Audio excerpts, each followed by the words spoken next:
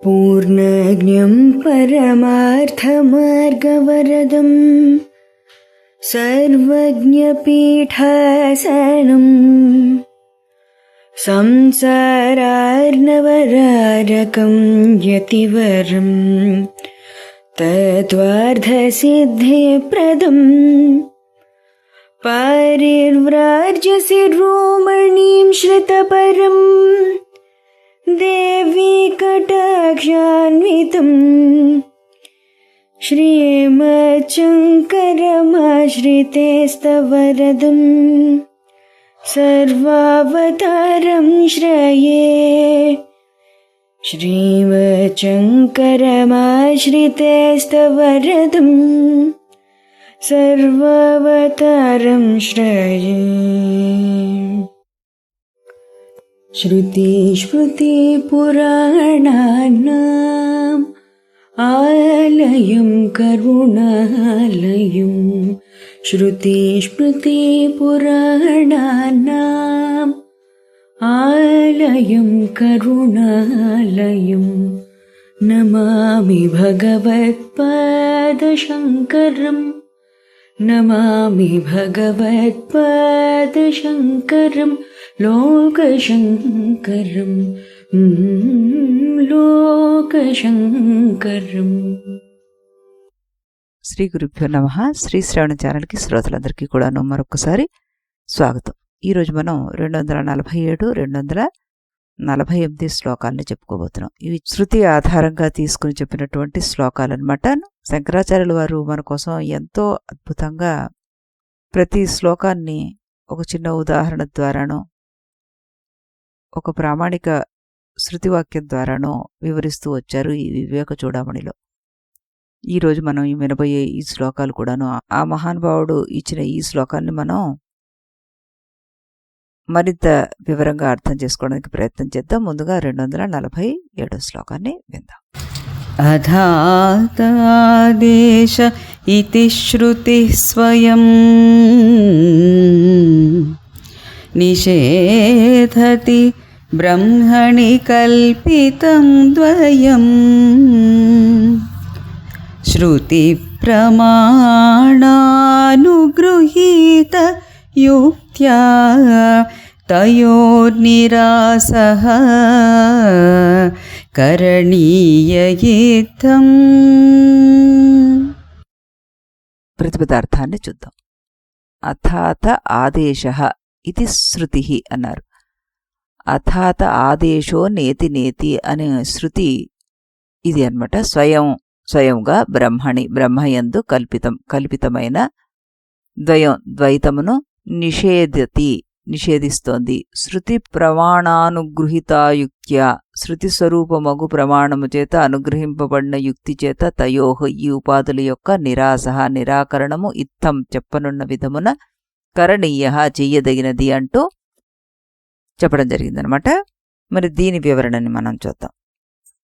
ఉపనిషత్తులు స్వయంగా అథాత ఆదేశః అని ప్రారంభించి బ్రహ్మంలో కల్పింపబడిన ద్వైతభావాన్ని నిరాకరిస్తున్నాయన్నమాట. కాబట్టి శృతి ప్రమాణానికి అనుగుణమైన యుక్తి అంటే తర్కం, దాని సహాయంతో జీవ ఈశ్వర జ్ఞాత జ్ఞేయ కర్త భోక్త అనే ద్వైతాలన్నింటినీ తొలగించాలి అంటూ ఇక్కడ అర్థం వస్తుందన్నమాట. శంకరాచార్యులు వారు మన చేత ప్రయాణాన్ని మొదలుపెట్టించారు. జగత్తు బ్రహ్మానికి భిన్నం కాదంటూ చెప్పారు. జీవుడు బ్రహ్మానికి భిన్నం కాదని చెప్పారు. ఈశ్వరుడు జీవుడు ఉపాధుల వల్ల మాత్రమే వేరువేరుగా కనిపిస్తున్నారు అంటూ చెప్పి దీనికి ముందు శ్లోకంలో ఒక ఉదాహరణ ద్వారా రాజు భటుడు అనే భేదం పోయినట్లుగా జీవ ఈశ్వర భేదం కూడా పోతుందని నిరూపించారు. ఇప్పుడు ఇది కేవలం శంకరాచార్యుల వారి అభిప్రాయమేనా లేకపోతే ఏమిటి అంటే కాదు, ఇది ఉపనిషత్తులే ఇలా చెప్తున్నాయి, ఈ ద్వైతాన్ని అవి నిరాకరిస్తున్నాయి అంటున్నారు శంకరుల వారు. అథాత ఆదేశః అనే ఉపనిషత్తు వాక్యం బృహదారణ్యకోపనిషత్తులో ప్రసిద్ధమైన ప్రకరణకి సంబంధించిందన్నమాట. ఇది ఉపనిషత్తు బ్రహ్మాన్ని వర్ణించబోయే సమయంలో ఒక విచిత్రమైన పద్ధతిని అనుసరిస్తుంది. అది బ్రహ్మం గురించి చెప్పదు, ఇలా చెప్పదు బ్రహ్మం ఇలాంటిది అలాంటిది, ఎందుకంటే ఎలాంటి వర్ణన చేసినా అది పరిమితమే అవుతుంది కాబట్టి. అందుకే ఉపనిషత్తు ఒక గొప్ప అద్భుతమైన మార్గం ఎంచుకుంది. ఏంటది? ఇది కాదు ఇది కాదు అంటూ. మనం మ్యాథమెటిక్స్లో వాటిల్లో కూడాను సూత్ర నిరూపణ చేసేటప్పుడు ఒక్కొక్కటిని ఎలిమినేషన్ ప్రాసెస్ ద్వారా తీసేస్తుంటాం. అదే పద్ధతిలో ఇక్కడ కూడాను నేతి నేతి అంటూ వీటిని తీసేస్తారనమాట. ఒక అందమైన ఉదాహరణగా మనం ఒక పెద్ద రాయిని తీసుకుని ఓ శిల్పి ఒక విగ్రహం చెక్కుతున్నాడు. ఎవరైనా అడుగుతారు, ఆ విగ్రహాన్ని ఎలా తయారు చేసావు అని. ఎలా చెప్తాడు అతను? నేను విగ్రహాన్ని తయారు చేయలేదు, విగ్రహం కాని భాగాలన్నిటినీ తొలగించేశాను. ఇదే వేదాంతం అన్నమాట. బ్రహ్మని సృష్టించాల్సిన అవసరం లేదు, అజ్ఞానం కల్పించిన వేదాల్ని తొలగిస్తే సరిపోతుంది మనకి. బృహదారణ్యకోపనిషత్తు మనకి నేతి నేతి అంటూ ఇది శరీరం కాదు, మనస్సు కాదు, ప్రాణం కాదు, బుద్ధి కాదు, ఇలా అన్నిటినీ తొలగించిన తర్వాత మిగిలినది బ్రహ్మం అంటూ సూచిస్తుంది. కఠోపనిషత్తు అన్యదేవ తద్విదితాదతో అవిదితాదతి, తెలిసిన దానికి భిన్నము, తెలియని దానికి కూడా అతీతము. ఈ వాక్యం మన బుద్ధిని నిర్మించిన అన్ని వర్గీకరణాలకి జరిపేస్తుందన్నమాట. ఇందులో ముఖ్యమైన పదాలు శృతి ప్రమాణమైనది అన్నట్టు చెప్పడం జరుగుతుంది. శృతికి అనుగుణమైన యుక్తి. వేదాంతం అంధవిశ్వాసం కాదు, అలా అని అది కేవలం తర్కం కూడా కాదు, రెండూ కలిసి నడవాలి అంటూ చెప్తోందనమాట ఈ వాక్యం. శృతి ప్రమాణానుగృహీత యుక్త్యా అంటారు కదా, అంటే రెండూ కలిపి నడవాలి అని. శృతి దిశ చూపిస్తుంది, యుక్తి మార్గాన్ని స్పష్టం చేస్తుంది, అనుభవం గమ్యాన్ని అందిస్తుంది మనకి. ఓ చిన్న పిల్లవాడు మేఘాలు కదులుతుంటే చంద్రుడు కదులుతున్నాడని అనుకుంటాడు. చంద్రుడు కదలడం లేదు, మేఘాలు కదులుతున్నాయి అంటాడు. క్రమంగా అతను అర్థం చేసుకుంటాడు, నేను చిన్నవాణ్ణి, నేను దుఃఖిస్తున్నాను, నేను పరిమితుడిని అనే భావాలు కూడాను చైతన్యానికి సంబంధించినవి కావు, అవి ఉపాధి కదలికలు మాత్రమే అని మనం గుర్తించాలి అంటున్నారు ఇక్కడ శంకరుల వారు. సుఖమహర్షి ఏ విధంగా అయితే పరీక్షిత్తుకి మరణ భయాన్ని తొలగించారో భాగవతాన్ని వినిపించి, ఇది కేవలం నీ భ్రమే, తొలగించుకో, ఇది నేను ఈ శరీరం అనే భ్రమని నువ్వు తొలగించేసుకో అంటూ చక్కగాను చెప్పడం జరిగింది. ఆ రకంగా మనకు కూడాను ఇక్కడ శంకరుల వారు ఈ శ్లోకం ద్వారా ఈ భ్రమ ఏదైతే ఉందో ఈ ఉపాధుల వల్లే వచ్చింది అన్నది నువ్వు తెలుసుకో అంటూ చెప్పడం జరుగుతుందన్నమాట. నిరాశ అంటే మనకి నెగేషన్ అన్నమాట. ఇందులో శరీరం కాదు, మనస్సు కాదు, బుద్ధి కాదు, జీవత్వం కాదు అంటూ ఎలా అయితే తొలగిస్తూ వెళ్తున్నామో అబడి, అలాగే భ్రమను తొలగించడం, ఇది నాశనం చేయడం కాదు, ఇది భ్రమను తొలగించడం. మేఘం తొలగితే ఆకాశం కొత్తగా పుట్టడం లేదు, అంటే మేఘాన్ని నాశనం చేస్తే ఆకాశం నాశనం అయిపోతుంది అన్నది కాదు. దాన్ని మేఘం తీసేస్తే ఆకాశం ఉంది అక్కడ అన్నది మనకి ప్రత్యక్షంగా తెలుస్తుంది, అంతే. అదే ఇక్కడ శంకరుల వారు మనకి చూపిస్తుంది అనమాట. దానికి మనం శృతిని ఆశ్రయించి యుక్తిని ఉపయోగించి ఆ భ్రమను తొలగించుకో, వేదాన్ని నిరాకరించు అంటూ ఆయన చెప్పడం జరుగుతోంది. మరి చిన్మయానంద స్వామి వారు దీనికి ఏం వివరణిస్తున్నారో ఒకసారి చూద్దాం. ఇక్కడ ఏమంటున్నారంటే, దీనికి శృతి ప్రమాణం ఒక్కటే సరిపోదు, శృతి వాక్యాలను అధ్యయనం చేయడం వల్ల కలిగిన జ్ఞానాన్ని బుద్ధిని ఉపయోగించి తార్కికంగా స్వతంత్రంగా మథించి స్వంతం చేసుకున్నప్పుడు మాత్రమే అనేకత్వం నుండి బయటపడే అవకాశం వస్తుంది. శారీరకమైన కోరిక కలగగానే నేను ఈ శరీరాన్ని కాదు అని ఆలోచించు, మనస్సు తన ఆశలతోని ఉద్రేకాలతోని నిన్ను బంధించినప్పుడు ఈ మనస్సు నేను కాదు అని ఆలోచించు. ఈ విధంగా పంచకోశాలను గుర్తించగలిగినప్పుడు జీవత్వం అధిగమింపబడుతుంది, ఆత్మ అనుభవం కలుగుతుంది, అపరోక్షానుభూతిలో నిలుస్తాం అంటున్నారు ఈయన. ఈ మహానుభావులు అందరూ చెప్పిన ఈ వాక్యాల్ని మనం ప్రామాణికంగా తీసుకుని ఆ ప్రయత్నాన్ని చేయాలి అన్నది మనకి గురువుల ద్వారానే తెలుస్తుంది. వారి సాంగత్యంలో మనం నెమ్మది నెమ్మదిగా ఈ విషయాన్ని తెలుసుకోగలుగుతాం అంటున్నారు పెద్దలందరూ కూడాను. ఆ దిశగానే మనందరం కూడాను ప్రయత్నం చేస్తామని ఆశిస్తూ రెండో శ్లోకాన్ని కూడాను ఈరోజు వినేద్దాం. నేదం నేదం కల్పితత్వాన్న సత్యం రజ్జౌ దృష్టవ్యాలవత్ స్వప్నవచ్చ ఇత్థం దృశ్యం సాధుయుక్త్యా వ్యపోహ్య జ్ఞేయః పశ్చాత్ ఏకభావస్తయోర్యః.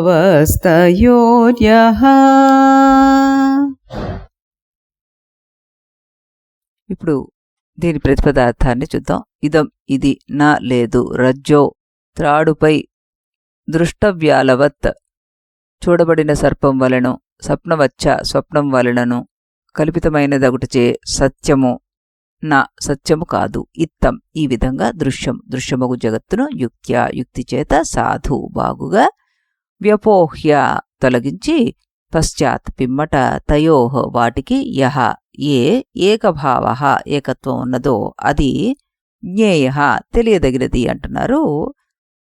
ఇక్కడ దీని భావార్థాన్ని తెలుసుకుని వివరణ కూడా చూద్దాం. మనం ఇందాక శృతి వాక్యాలు ఏమిటి? అథాత ఆదేశ ఇతి అన్నారు కదా. అథాత ఆదేశో నేతి నేతి అన్న శృతి చెప్పిన విధంగా కల్పితమైన ఈ దృశ్య ప్రపంచం సత్యం కాదని తెలుసుకోవాలి. ఇది తాడుపై కనిపించే పాము వంటిది, స్వప్నం లాంటిది. కాబట్టి సరి అయిన యుక్తితోటి ఈ దృశ్య ప్రపంచాన్ని మనం వివేకపూర్వకంగా నిరాకరించాలి. అప్పుడు జీవ ఈశ్వరుల యథార్థ ఏకస్వరూపమైన బ్రహ్మతత్వం తెలుసుకోబడుతుంది అంటూ ఇందులో చెప్పడం జరిగిందనమాట. ఇక్కడ ఒక ఆత్మవిచార మార్గదర్శకత్వాన్ని ఇక్కడ చూపిస్తున్నారు. నేదం నేదం అన్నది మనకి వేదాంతపు శస్త్రచికిత్స లాంటిది. నేతి నేతి అంటున్నారు కదా, ఇది కాదు ఇది కాదు అని. శంకరాచార్యుల వారు ఇక్కడ చెప్తున్నారు, శరీరం కనిపిస్తోంది కానీ అది మారుతోంది కాబట్టి నువ్వు అది కాదు. మనస్సు వస్తోంది పోతోంది కాబట్టి అది నువ్వు కాదు. ఆలోచనలు కూడా వస్తున్నాయి పోతున్నాయి కాబట్టి అది నువ్వు కాదు. సుఖం వస్తోంది దుఃఖం వస్తోంది కాబట్టి నువ్వు కాదు. ఇలా తొలగిస్తూ వెళ్ళిపోవాలి అన్నారు. తాడు పాము ఉదాహరణలోని లోతైన రహస్యం ఏమిటి అంటే మొత్తం అద్వైత వేదాంతం ఇందులోనే ఉంది. సాయంత్రం చీకట్లో తాడు కనిపిస్తుంది, మనం పాము అని అనుకుంటాం. భయం వచ్చేస్తుంది, చెమట్లు వచ్చేస్తాయి, గుండె వేగంగా కొట్టేసుకుంటుంది. కానీ దీపం తీసుకొచ్చి చూసిన తర్వాత పాము ఎక్కడ పోయింది? పామును చంపాలా? లేదు, ఎందుకంటే అది ఎప్పుడూ లేదు కాబట్టి. అజ్ఞానం మాత్రం మనకి పోతుంది అప్పుడు. అంటే ఇది పాము కాదు అన్న జ్ఞానం వచ్చేసరికల్లా ఈ అజ్ఞానం తొలగిపోయిందనమాట. ఇవన్నీ తాడుపై పాము కనిపించేట్లు చేస్తే అజ్ఞానం వచ్చినప్పుడు కొత్తగా అక్కడ మనకి ఏది పుట్టడం లేదు, భ్రమ మాత్రం తొలగిపోతుంది. అలాగే స్వప్నవత్ అన్నారు ఆయన. రాజ్యం ఉంటుంది, సుఖం ఉంటుంది, భయం ఉంటుంది, కల్లో మనకి కన్నీళ్లు కూడా వచ్చేస్తున్నాయి. మేల్కొన్న తర్వాత ఇవన్నీ ఏవి కలగానే తెలుస్తున్నాయి. అలాగే జ్ఞానోదయం వచ్చినప్పుడు జీవితంలోని అనేక భ్రమలు మనకి తొలగిపోతాయి అంటున్నారు మహానుభావుడు. మాండూక్యోపనిషత్తు మనకి ప్రపంచోపశమం అంటుంది. ప్రపంచ ప్రతిభాసం శాంతించిన స్థితి తురియాన్ని వర్ణిస్తూ చెప్తుందనమాట. అది అక్కడ భేదం లేదు, ఒక్కడే ఒక చైతన్యం ఉంటుంది. యుద్ధం జరుగుతోంది, మనకి ఒక సినిమా చూస్తున్నప్పుడు దానిలో ఓ ప్రేమ ఉంటుంది, దుఃఖం ఉంటుంది, ఆనందం ఉంటుంది, ఓ యుద్ధం జరుగుతుంది. సినిమా ముగిసిన తర్వాత ఏమీ కనబడదు మనకు అక్కడ. అగ్ని తెరను కాల్చలేదు, వర్షం ఆ తెరను తడపలేదు. అలాగే మన జీవితంలో సంఘటనలు చైతన్యాన్ని తాకవు, అవి ప్రతిభాసాలు మాత్రమే. బాహ్య రూపాలను మాత్రమే పట్టుకుని ఉండేవాడు సత్యాన్ని కోల్పోతాడు అంటారు వేమన పద్యం. తన్ను వెతికి చూడు తానే జీవుడుండు, మన్ను మిన్ను లేదు మాయయు లేదయా, తన్ను తెలిసిన తానే దైవంబుగానురా, విశ్వదాభిరామ వినురవేమ అంటారు. ఇక్కడ ఇది చాలా గొప్ప అద్వైత సారం.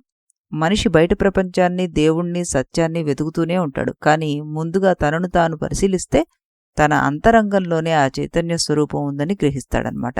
ఇంకో పద్యం ఆయనది ఇలాగే ఉంటుంది. తన్ను తెలిసినవాడు తాను తానయ్యుండు, తన్ను తెలియనివాడు తాపత్రయపడును, తన్ను తెలిసి తాను దైవంబుగానగా విశదాభిరామ వినురవేమ అంటారు. శంకరాచార్యులు వారు చెప్పిందే ఇక్కడ చాలా సులువైన తెలుగులో మనకి ఈ భావాన్ని అందిస్తుందన్నమాట. త్యాగరాజస్వామి ఆయన కీర్తనలో కూడాను మనకి నిధి చాలా సుఖమా, రాముని సన్నిధి సుఖమా అంటూ నశ్వరమైన దానికి నిత్యమైన దానికి మధ్య వివేకాన్ని గుర్తించమని చెప్తుంటారన్నమాట. సాధుయుక్త్యా వ్యపోహ్య అనే భావం ఇలాంటి కీర్తనలో మనకి చాలా స్పష్టంగా కనబడుతూ ఉంటుంది. మొదటి దశలో మనకి సాధకుడికి ఈయన శంకరులు వారు ఒక చక్కటి విధానాన్ని ఇస్తున్నారు. ఏమిటి? మొదటి దశలో దృశ్యాన్ని పరిశీలిస్తున్నారు, రెండో దశలో అది నిత్యమా అనిత్యమా అన్నారు, మూడో దశలో ఇది మారుతుందా మారితే అది నువ్వు కాదు అన్నారు. 4వ దశ అన్నీ తొలగించిన తర్వాత మిగిలేది చైతన్యమే అంటూ చెప్పడం జరుగుతుందన్నమాట. ఈ రకంగా మనం శంకరులు వారు నడిపిస్తున్న ఈ మార్గంలో నడుస్తూ ఆ బ్రహ్మతత్వాన్ని తెలుసుకోవడానికి ప్రయత్నాన్ని చేద్దాం.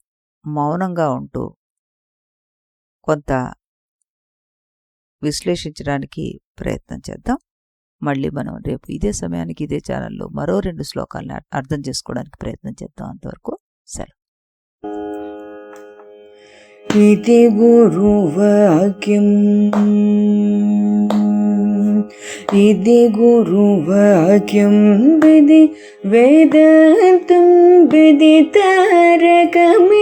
ब्रह्ममु इति गुरुवाक्यं विधि वेदान्तं विदितारकमिति ब्रह्ममु इति मोदलिदि नडुमिदि तुदि తెలిసిన వాడేవాడుగా